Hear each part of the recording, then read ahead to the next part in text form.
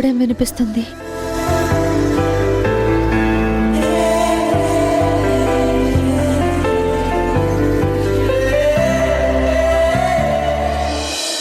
నిశ్శబ్దంలో శివుడు తాండవం చేస్తుంటే వస్తున్న ఆ అడుగుల శబ్దంలా వినిపిస్తోంది.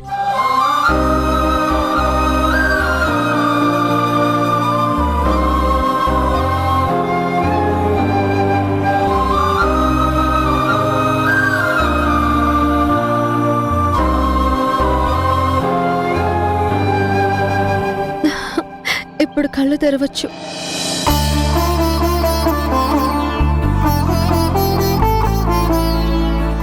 నాకేవేవో కొత్త పరీక్షలు పెడుతున్నావు. ప్రకృతిలోని సంగీతం అంతా మీ మనసులోనే ఉంది. మీరు చేసే ప్రతి శబ్దం మీ పెదవుల చివరే ఉంది, కానీ ఆ పెదవి దాటి రాలేకపోతుంది. మీరు ఒక్కసారి ప్రయత్నిస్తే చాలు, మిమ్మల్ని వదిలిపోయిందనుకున్న సంగీతం మీ పెదవుల నుండే మొదలవుతుంది. మీరొక్కసారి పాడటానికి ప్రయత్నించండి.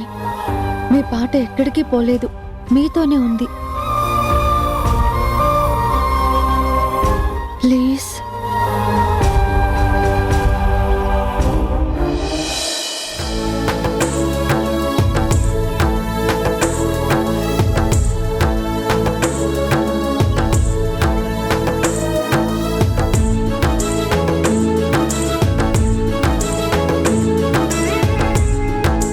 ఏమండి, ప్రయత్నించండి, వస్తుంది.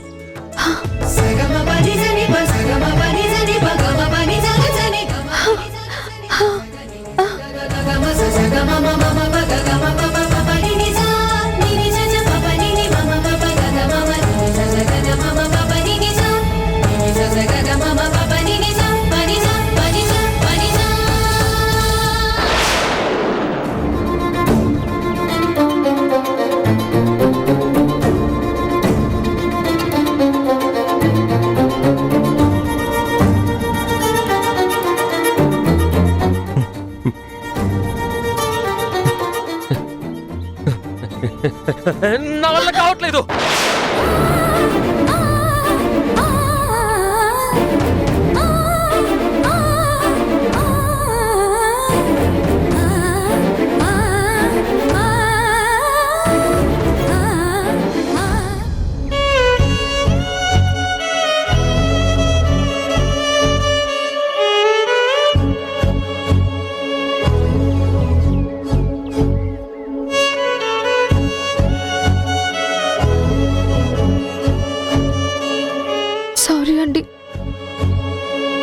మీకు అనవసరంగా ఈ టాపిక్ గుర్తు చేసినందుకు.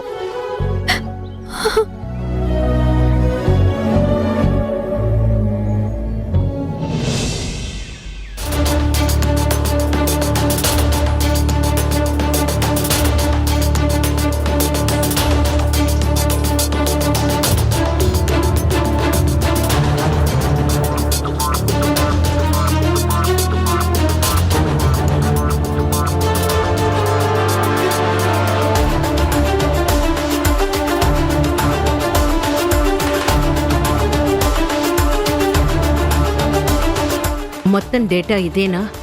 అవును మేడం. ఈ 1 మంత్లో మన కంపెనీలో జాయిన్ అయిన వాళ్ళందరి డీటెయిల్స్, కాల్ రికార్డ్స్, మెయిల్స్ అన్నీ ఇందులో ఉన్నాయి మేడం.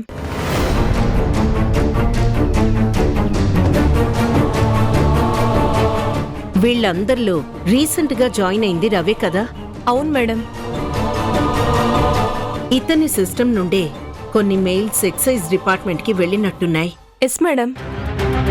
తన చెల్లెల్ని నేను కోడలుగా యాక్సెప్ట్ చేయనందుకు రవినే ఇదంతా చేస్తున్నాడా? ఆ రోజు తన కుటుంబం గురించి, పెంపకం గురించి అన్ని మాటలు మాట్లాడాడు. మరి ఇలాంటి పని ఎలా చేయగలిగాడు? మేడం, ఇదంతా చేస్తుంది రవి అని మీ అనుమానమా? Yes, he's the black sheep. కానీ మేడం, తను చాలా సిన్సియర్గా వర్క్ చేస్తున్నట్టు కనిపిస్తాడు. ఒక్కోసారి అతిగా సిన్సియర్గా ప్రవర్తించే వాళ్ల నుండే మనం జాగ్రత్తగా ఉండాలి. అమ్మయ్యా, ఇదంతా చేసింది నేనే అన్న అనుమానం మేడంకి రాలేదు. సోనీ, అర్జెంటుగా రవిని టర్మినేట్ చేస్తూ లెటర్ ప్రిపేర్ చేయి. అసలు దొంగ ఎవరో తెలిసారు కాబట్టి ఈ రేడ్ ఎలా ఆపాలో నేను చూసుకుంటాను. Okay madam.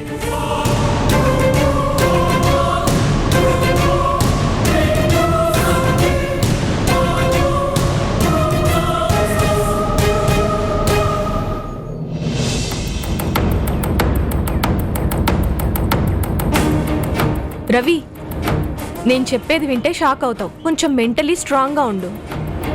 ఏంటా విషయం? కిరణ్మయ్ మేడం నిన్ను ఉద్యోగంలో నుంచి తీసేయాలనుకుంటున్నారు.